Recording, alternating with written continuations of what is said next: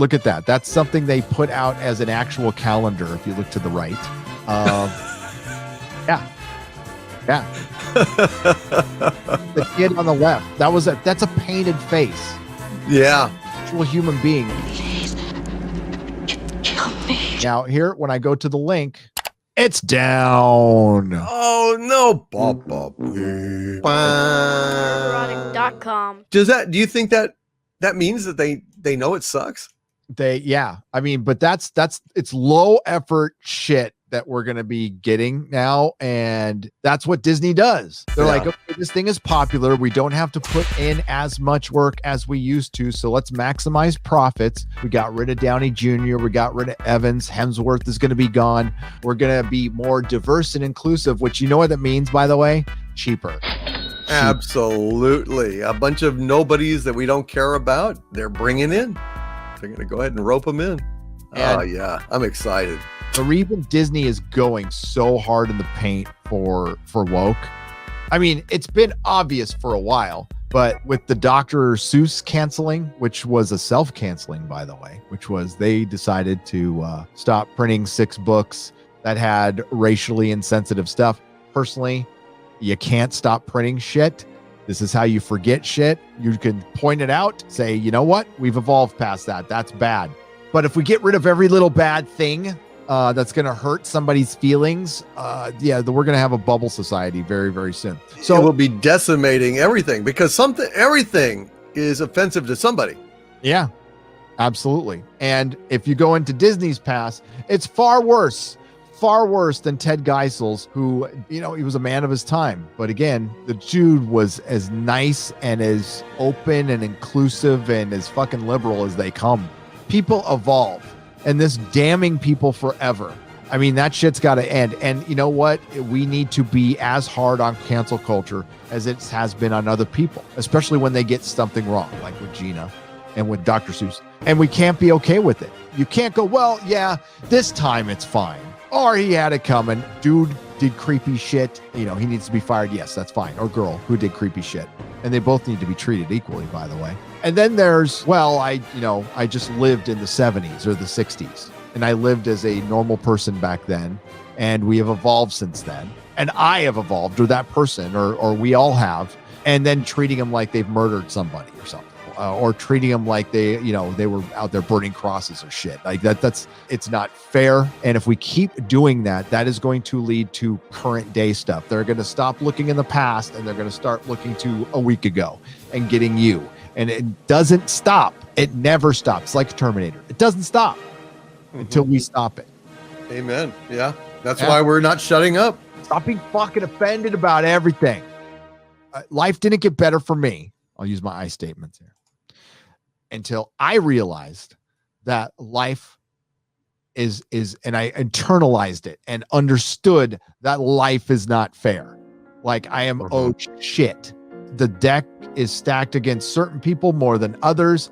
That's the way it is. We try to improve it, but and you want to continue doing that, but you also in the back of your mind know none of this shit's going to happen in my lifetime. So I'll do what I can to make it better. I'm not going to be frozen in life because I am victimized or life was unfair or, I was an ex-felon when I was in my 20s and they, these felonies are still on my record. Yeah, that was my decision. Yeah, it's fucked up. It's sad. I was a kid, but that's life. That's the reality of the situation. They're there forever. I'm going to deal with it. I'm not going to sit there and whine or use it as an excuse. That's where I learned to succeed. Each individual has to come to that. And if you don't, you're just going to be trapped in your own victimization, your own hate, your own self-pity. And you'll be trapped in life surrounded by, I don't know, misery or nobody, because nobody wants to be around that. And yeah, but that's what these SJWs love. Yeah. They love feeling like victims. Oh my goodness, there's nothing better than feeling victimized and calling people that you accuse of victimizing you Yahtzees, phobes, etc., because it makes you feel better about your lot in life. It's like these people love their victimized status in their own minds because then it excuses them from any responsibility for where they are. Yep. Oh, it was the man. It was it was phobes. It was because of my color. It was because of my sex, blah, blah, blah, blah, blah, blah, blah. And you can go and hold that and cuddle that. It'll keep you warm while you're sitting in your foot jammies on your fucking couch tweeting out about the latest person you want to cancel. Go fuck yourself. It's all about gratitude, and we have Yes. little gratitude out there. And that gratitude helps me adjust my expectations. So when my life was shit, I dialed my expectations down, and when I had to go out and start over as a much older adult and take on jobs that I wouldn't have considered, because I had to, I had to eat my crow, and I did it, and I eventually became okay with it. I'm glad I did it, and it was a very humbling experience, and it was great for me. It was fucking great. I grew from that, and that's the only way we're going to grow.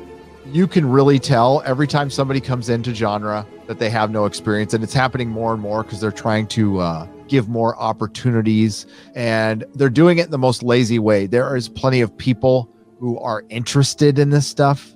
Hire great writers.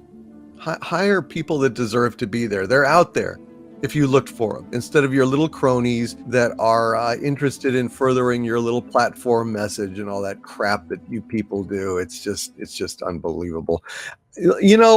Looking back at Guardians of the Galaxy, there was so much more genuine emotion in that movie. Shit, I'll go further. I'll say there was more genuine emotion in the opening scene of that movie when Peter is watching his mom, saying goodbye to his mom. I mean, that was like, I couldn't believe they were doing that.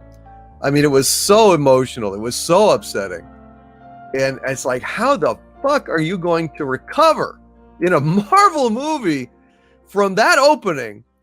I don't know. And son of a bitch, boom, they did it instantly with come and get your love. I mean, that was like one of the most exuberant, fun sequences I've seen in a long fucking time. That was the modern geek equivalent of Gene Kelly in Singing in the Rain.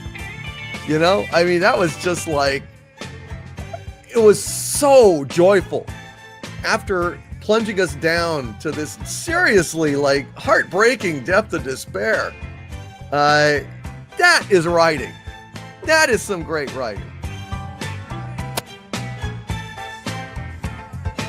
If you like what I do here, please consider subscribing to the channel and liking and sharing the videos. It really does help. And if you did this with your favorite YouTuber as well, I'm sure they would appreciate it as much as I do.